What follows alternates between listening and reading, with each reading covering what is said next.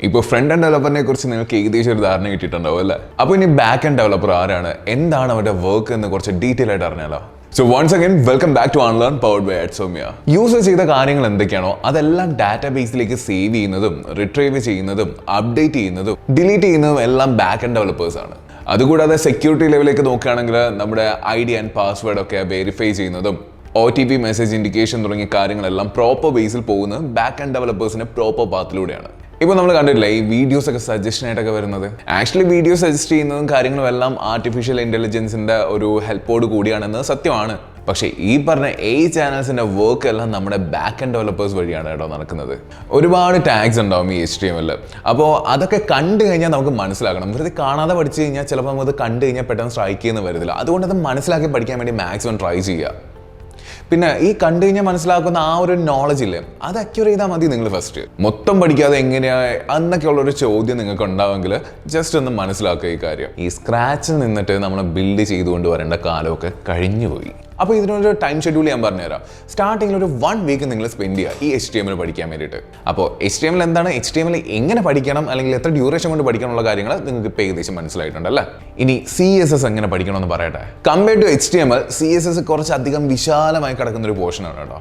കുറേ കാര്യങ്ങൾ നിങ്ങൾക്ക് CSSൽ പഠിക്കാനുണ്ട്. എന്ന് വെച്ചാൽ സ്റ്റൈൽസ്, എഫക്ട്സ്, അങ്ങനെ കുറച്ചധികം കാര്യങ്ങൾ നിങ്ങൾക്ക് പഠിക്കാൻ വേണ്ടിയിട്ടുണ്ട്. ഈ CSS എന്ന ടോപ്പിക്കിൽ കുറച്ച് വൈഡാണ്. ഒരുപാടുണ്ടെന്ന് കരുതി നിങ്ങൾ അങ്ങനെ പേടിച്ചൊന്നും ഇരിക്കേണ്ട കേട്ടോ, അല്ലെങ്കിൽ അങ്ങനെ ടെൻഷനൊന്നും വെക്കണ്ട. നിങ്ങൾ അവിടെയും ഒരു 1 വീക്ക് സ്പെൻഡ് ചെയ്യുക. ഞാൻ എന്തിനാണ് ഇപ്പോൾ HTMLന്റെ കേസിലും അല്ലെങ്കിൽ CSSന്റെ കേസിലും ഈ 1 വീക്ക് എന്ന് പറഞ്ഞിരിക്കുന്നതെന്ന് അറിയോ? കാരണം നമുക്ക് എത്രയും പെട്ടെന്ന് ജാവയിലേക്ക് എത്തണം. ജാവ നമ്മൾ വർക്ക് ചെയ്യുന്നതിന്റെ ഇടയിൽ CSSലേക്കും HTMLലേക്കും നമ്മൾ സ്വാഭാവികമായിട്ടും വരിക മാത്രമല്ല, അതിനും പിന്നെയും നമ്മൾ വർക്ക്ഔട്ട് ചെയ്ത് പഠിക്കും. അപ്പോൾ അതിൻ്റെ നമ്മൾ ആദ്യത്തെ ഒരു 1 വീക്കിൽ കവർ ചെയ്യാത്ത ആ ഒരു ടോപ്പിക്കും പോർഷനും എല്ലാം പിന്നെ നമ്മൾ റിസർച്ച് ചെയ്ത് കണ്ടുപിടിച്ചുകൊണ്ട് വരും. ഇപ്പൊ ഈ പറഞ്ഞ 1 വീക്ക് ചിലർക്ക് 2 വീക്സ് എടുത്തെന്നൊക്കെ വരാം. അതെല്ലാം ഓരോരുത്തരുടെ കാലിബറിനെ ഡിപ്പെൻഡ് ചെയ്തിരിക്കും. കാരണം വെച്ചാൽ പലർക്കും പല രീതിയിലുള്ളൊരു അബ്സോർബിംഗ് കപ്പാസിറ്റി കാര്യങ്ങളൊക്കെ ആണല്ലോ. അപ്പോൾ ഡിപ്പെൻസ്.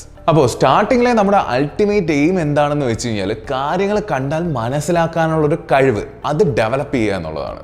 ഞാൻ HTML മൊത്തം തീർത്തിട്ട് മാത്രമേ CSS പഠിക്കൂ എന്ന് പറഞ്ഞിരുന്നു കഴിഞ്ഞാൽ ഒന്നും ശരിയാവാൻ പോകുന്നില്ല. കാരണം ഒരെണ്ണം തീർക്കാൻ നിങ്ങൾ ഒരുപാട് ടൈം എടുക്കും. അപ്പോൾ അടുത്ത ടോപ്പിക്കിലേക്ക് പോകുമ്പോൾ മേ ബി ടോട്ടലി കൊളാപ്സ് ആവാൻ ചാൻസ് ഉണ്ട്. ചിലപ്പം ചില ആൾക്കാർക്ക് മടുപ്പ് തോന്നും. അങ്ങനെ പല കാര്യങ്ങളും ഈ ഡൈവേർട്ട് ചെയ്യാൻ വേണ്ടിയുള്ള കാര്യങ്ങൾ സംഭവിക്കാം. അതുകൊണ്ട് ഒരു ടോപ്പിക്ക് തീർത്തിട്ട് മാത്രമേ അടുത്ത ടോപ്പിക്കിലേക്ക് പോകൂ എന്ന് പറഞ്ഞ് ഒരു കാരണവശാലും ഇരിക്കരുത്. സോ ആദ്യം ഒരു ഐഡിയ ഉണ്ടാക്കുക, ദെൻ നിങ്ങൾ അടുത്തതിലേക്ക് പോവുക. അപ്പോൾ ഇനി നമുക്ക് ജാവയിലേക്ക് പോവാം. ഫ്രണ്ട് എൻഡിന്റെ മെയിൻ പാർട്ട്. അപ്പോൾ നിങ്ങൾ ഇതുവരെ പ്രോഗ്രാമിംഗ് ലാംഗ്വേജ് പഠിച്ചിട്ടില്ലാത്ത ഒരാളാണെന്ന് വെക്കുക.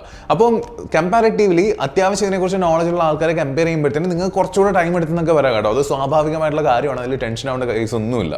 വേരിയബിൾസ് എന്താണ്, അറേ എന്താണ്, ഇഫ് എൽസ്, കണ്ടീഷൻ, ലൂപ്സ്, അങ്ങനെ കുറേ പ്രോഗ്രാമിന്റെ ബേസിക്സ് ഉണ്ട്. ഫ്രാങ്ക് ആയി പറയാലോ, അത് കുറച്ച് ടൈം എടുക്കും. പിന്നെ ഈ പറഞ്ഞ കാര്യങ്ങൾ നിങ്ങൾക്ക് അറിയാം, ഓൾറെഡി നിങ്ങൾക്ക് അറിയാമെങ്കിൽ ഒരുപാട് ടൈം എടുക്കേണ്ടി വരത്തില്ല.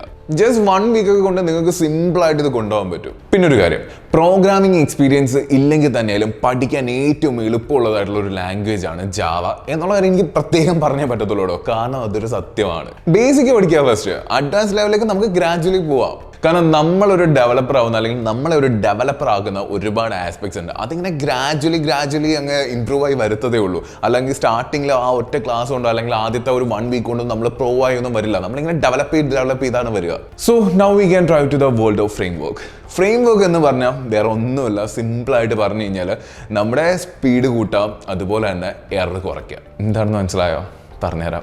നമുക്ക് വേണ്ടി പല കമ്പനീസും പല പ്രോഗ്രാമിംഗ് കോഡുകളും ചേർത്ത് ഫ്രെയിംവർക്ക്സ് ഉണ്ടാക്കി വെച്ചിട്ടുണ്ടാവും. ഇപ്പോൾ ഫേസ്ബുക്ക് ആയിക്കോട്ടെ അല്ലെങ്കിൽ ഗൂഗിൾ ആയിക്കോട്ടെ, അങ്ങനെ പല കമ്പനീസും നമുക്ക് ഇത്തരത്തിലുള്ള ഫ്രെയിംവർക്ക്സ് ഡിസൈൻ ചെയ്ത് തന്നിട്ടുണ്ട് ഓൾറെഡി. സോ നമ്മുടെ അത്യാവശ്യം അനുസരിച്ച് നമുക്ക് വെബ്സൈറ്റ് ഉണ്ടാക്കാൻ ഈ ഫ്രെയിംവർക്ക് യൂസ് ചെയ്യാൻ പറ്റും. അതിന്റെ അഡ്വാൻറ്റേജ് എന്താണെന്നറിയോ? വേറെ ഒന്നുമില്ല, നമ്മുടെ വർക്കിന്റെ സ്പീഡ് കൂടും. കാരണം വെച്ചാൽ നമുക്ക് ഒരു ബേസ് മുതൽ ഇങ്ങനെ ബിൽഡ് ചെയ്ത് കൊണ്ടുവരേണ്ട കാര്യമില്ല. സോ നമ്മുടെ സ്പീഡ് കൂടും. അതുപോലെ തന്നെ എറേഴ്സ് കുറയ്ക്കാൻ പറ്റും. കാരണം വെച്ചാൽ നമ്മളൊരു ഫ്രെയിംവർക്ക് ആണല്ലോ യൂസ് ചെയ്യുന്നത്. നമ്മളിന്ന് കാണുന്ന ഒട്ടുമിക്ക കമ്പനീസും അവരുടെ വെബ്സൈറ്റ് ക്രിയേറ്റ് ചെയ്യുന്നത് ഇങ്ങനെയുള്ള ഒരുപാട് കമ്പനീസിന്റെ ഓൾറെഡി അവർ ഉണ്ടാക്കി വെച്ചിരിക്കുന്ന ഫ്രെയിംവർക്ക്സ് യൂസ് ചെയ്ത് തന്നെയാണ്. പിന്നെ കാര്യം അറിയാം, നമ്മൾ ഇന്ന് കാണുന്ന ഒട്ടുമിക്ക കമ്പനീസിന്റെയും ഭയങ്കര അട്രാക്റ്റീവ് ആയിട്ടുള്ള വെബ്സൈറ്റ്സ് ഒക്കെ ഇല്ലേ, അതെല്ലാം ക്രിയേറ്റ് ചെയ്യുന്ന അല്ലെങ്കിൽ അതിൽ ഭൂരിഭാഗവും ക്രിയേറ്റ് ചെയ്തിരിക്കുന്നത് ഇതുപോലെ ഓരോ കമ്പനീസ് പ്രൊവൈഡ് ചെയ്തിട്ടുള്ള ഒരു ഫ്രെയിംവർക്ക് യൂസ് ചെയ്തിട്ട് തന്നെയാണ്. ഇപ്പോൾ ഏകദേശം നിങ്ങൾക്ക് മനസ്സിലാക്കണം ഈ ഫ്രെയിംവർക്കിന്റെ ഇമ്പോർട്ടൻസ് എത്രത്തോളം ആണെന്ന്. ഇതിപ്പോൾ ഞാനൊരു നോർമൽ കേസിൽ പറയാട്ടോ, നിങ്ങളിപ്പോൾ ഒരു ഇന്റർവ്യൂവിന് പോയി കഴിഞ്ഞാൽ അവിടെ നിങ്ങളോട് ഫ്രെയിംവർക്ക് അറിയാവോ അല്ലെങ്കിൽ അതിൽ എക്സ്പീരിയൻസ് ഉണ്ടോ എന്നൊക്കെ ചോദിക്കാനുള്ള ചാൻസ് ഒട്ടും കുറവല്ല, കൂടുതലാണ്. ചോദിക്കും. സോ അതുകൊണ്ട് പോപ്പുലർ ആയിട്ടുള്ള ഫ്രെയിം വർക്ക്സ് ഒക്കെ പഠിച്ചു വെക്കുന്നത് അല്ലെങ്കിൽ പഠിക്കുന്നതൊക്കെ വളരെ നല്ലതാണ്. നിങ്ങളുടെ കരിയറിലും അത് നന്നായിട്ട് ഉപയോഗപ്പെടും. സോ അപ്പോൾ ഇതുപോലുള്ള മോർ ഇൻഫർമേഷൻസിന് വേണ്ടി നിങ്ങൾ ഇതുവരെ നമ്മുടെ യൂട്യൂബ് ചാനൽ സബ്സ്ക്രൈബ് ചെയ്തിട്ടില്ല എന്നുണ്ടെങ്കിൽ സബ്സ്ക്രൈബ് ചെയ്യുക, നമ്മുടെ ഇൻസ്റ്റാഗ്രാം പേജ് ഫോളോ ചെയ്യുക. So we'll meet again with another video. Then it's me Shantilal signing off. Bye bye.